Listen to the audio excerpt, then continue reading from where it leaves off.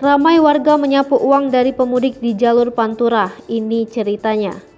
Sebuah video yang memperlihatkan sejumlah warga ramai-ramai berdiri di pinggir jalan raya dengan membawa sapu lidi ramai di media sosial. Video itu diunggah oleh akun Instagram @rembolsurabaya pada Kamis 28 April 2022. Dinarasikan bahwa sejumlah warga tersebut hendak menyapu uang dari pemudik yang melintasi jalur pantai utara atau Pantura. Lantas bagaimana cerita dan pandangan sosiolog terkait fenomena ini? Tradisi masyarakat setempat.